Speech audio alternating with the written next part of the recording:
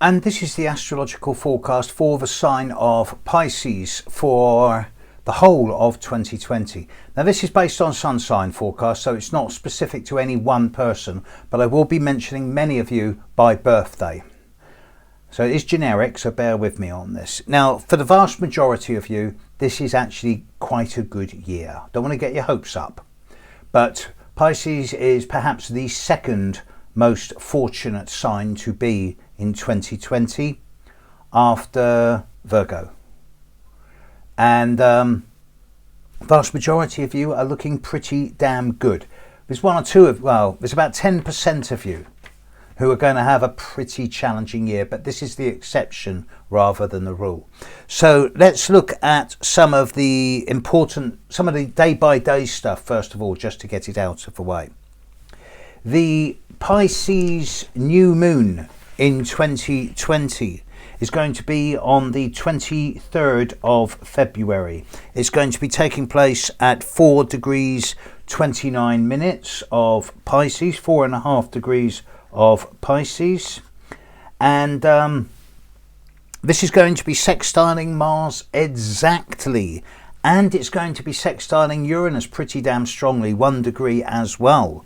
So for all of you, but especially those of you born around the 22nd, 23rd, 24th of February, this new moon on the 23rd of February is an absolutely excellent time for initiation, launching, beginning, fresh starts. Anything you instigate or initiate at this time, anything you start at this time is going to have a degree of boldness, of magic, of power around it, and it should work very well indeed. So cautious optimism here. I think you're in a good space to take chances at this time. 23rd of February for all of you, it's one of the best times of the year. The full moon in Pisces this year is going to be on the 2nd of September. It's taking place at 10 degrees of Pisces. It's going to particularly affect those of you born around the 28th, 29th of February, 1st of March. It's also a full moon that's strongly sextiling Uranus, 0 degrees. So yet again, any of you born around the very end of February or the very start of March, if you're bringing something to a conclusion in a positive way around the very start of September, then you're doing it exactly right. This is an excellent time to be capping something off, to concluding something, to be finishing something in a way that speaks of finality and of positive outcomes. So I'm actually very positive about this. The full moon on the 2nd of September is working well for all of you, but particularly those of you born at the very end of February and the very start of March. Now, Mercury's going to be in Pisces a couple of times over the coming year. Mercury's going to move into Pisces on the 3rd of... I got this right. Yeah, Mercury's going to be moving into Pisces on the 3rd of February. And then it's going to go retrograde on the 17th of February before leaving Pisces and retrograding back into Aquarius on the 4th of March. Then it will re-enter Pisces again on the 16th of March, staying there until the 11th of April. So I suggest to you that for any type of opportunities that come up between the 3rd and the 17th of March should be taken with a pinch of salt. That new moon on the 23rd of February is actually a really good time for you to be starting new things.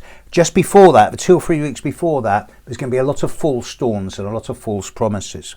And if you initiate things around the 23rd of February, then by the time you're into the 16th of March onwards, through to the 11th of April, that's when Mercury is going to be in Pisces in a really positive way, and that's when I would expect clear results from what you've started on the 23rd of February-ish. Venus will be in Pisces in the early part of this year. It'll have a fairly brief journey through it, 3.5 weeks. Venus will move into Pisces on the 13th of January and then leave on the 7th of February. No big deal, not a major issue here. Mars will spend 6 weeks with you in Pisces over this coming year. Mars will move into Pisces on the 13th of May and leave on the 28th of June. During this 6-week period, Mars will pass on the sun of every one of you. If you're born at the start of Pisces, then the second 2 weeks of May are going to be pretty damn active. If you're born at the end of Pisces, then the last 2 weeks of June are going to be active.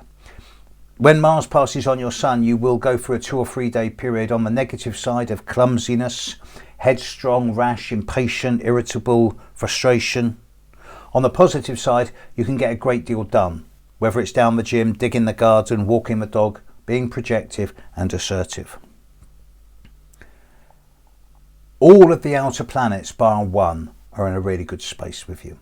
The one that's not is Neptune. Neptune, as I'm sure all of you know, is in your sign. It's been there for 7 years. It's going to be there for another 6 years. Neptune has spent this last year conjuncting the sun of those of you born around the 5th and the 6th and the 7th of March, maybe the 8th as well. Those of you born on the 5th and the 6th, it's finished. Those of you born on the 7th and the 8th, it's just about finishing. And over the next couple of months, you're going to see an end to the dissolving and the confusion of this recent year. But Neptune is about to move into the chart area that's affecting those of you born around the 9th, 10th and 11th of March. And if you're one of these people, then this year is not going to be an easy year for you.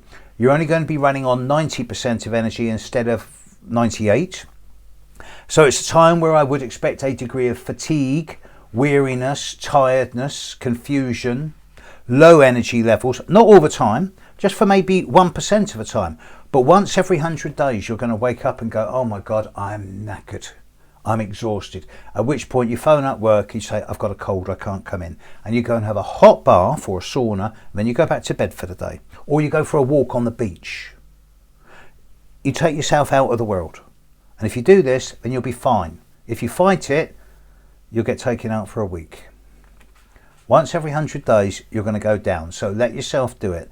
It is not illness, disease or infection, although it may seem like it, but it's not.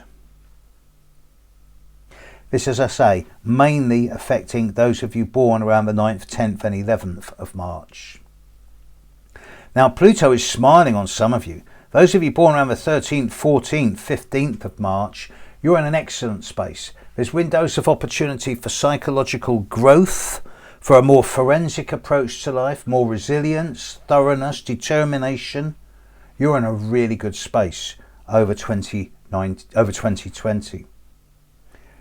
Uranus also is directly impacting in a very positive way, bringing some really interesting chances and windows of opportunity into the lives of you born in the last 5 or 6 days of February. From the 23rd, 24th through to the 29th of February, this coming year is a year of windows of opportunity. You will see fresh starts and new beginnings opening up around you. And if you take them, you'll thrive and prosper. And if you don't take them, you lose nothing. Jupiter is smiling initially from now through to, say, mid-February on the charts of those of you born from the 25th of February through to perhaps the 8th of March. And for those people, the next 6 weeks, first 6 weeks of the year is actually a very good time. Slightly more positive growth than normal. Those of you born from the 8th of March through to perhaps the 17th, 18th of March, the remainder of the year, from mid-February through to perhaps October, November, is a time of fortune.